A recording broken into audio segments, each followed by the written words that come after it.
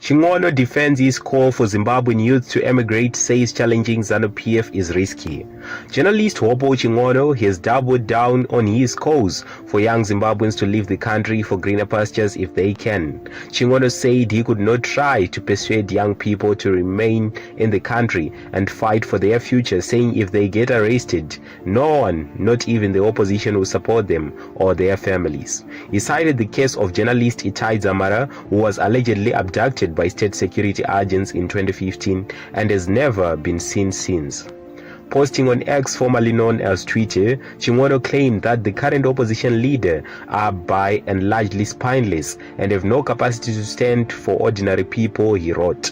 My South African followers have asked me why I encourage young Zimbabweans to leave the country instead of staying to fight. It is because we have long history of fearless men and women who stood up against the ZANU-PF regime and were either killed or jailed, and their families got no financial support from the alternative. There is no leadership structure that has been able to manage and assist the families of these comrades in the past 20 years. A journalist called Itai Dzamara was killed in 2015 by the regime after his one-man protests angered it.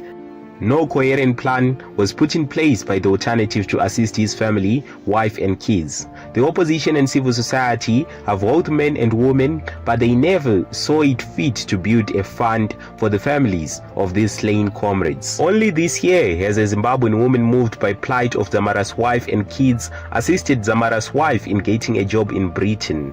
Zimbabwe is a nation where people lie to each other for few good factor. They are big talkers but very thin on action. In recent times, two Zimbabwean opposition politicians, Job Scala and Jacob Ngari Bvume, were jailed for protesting against state corruption. Their families have struggled financially and have only been helped by ordinary citizens through GoFund campaigns and individual handouts. It should never have been like that.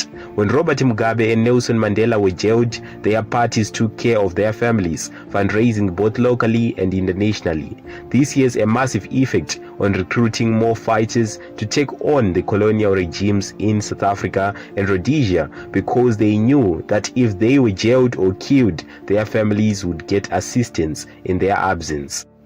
It would be extremely irresponsible for a voice like mine to encourage young people to do things that might result in their families suffering, knowing too well that the alternative has no competence and capacity to stand with them.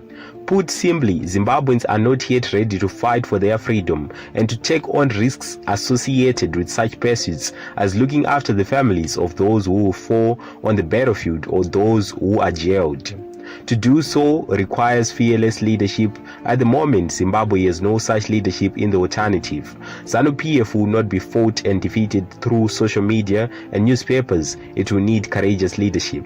So young people must seek opportunities in the countries that can sustain their growth in the meantime. There is no revolution that takes place without leadership, so it is unfair for anyone to blame the young people who are leaving the country expecting them to fight. How do they fight when the alternative leadership is telling them that it will only fight using constitutional means, whose constitution is violated daily? Life doesn't stop because there is no plan locally. People grow old and families must be fed. That is why I am saying to young Zimbabweans to seek a plan to live that will help you sustain personal growth and assist you in bringing up your families. A young person who was 20 years old in 2000 is 43-year-old today. They have no job, they have no home, they have no future because they have already lived half of their life. How do I tell their son to stay and fight when they have their father as an example of how Zimbabwe is dysfunctional in every aspect, including the alternative organizing themselves? I asked young people to register and vote. They voted. Their votes were stolen. South Africa defended the election haste. What more can they do? ANC and PAC and many opposition parties to apartheid thrived because they had leadership that was prepared to take huge risks. Meanwhile, in Zimbabwe, the alternative is terrified of being arrested. So who will lead the young people? Whilst to figure out how to answer that question, let us allow the young people to see greener pastures, because life doesn't stop. They have families to feed. They have a life to live.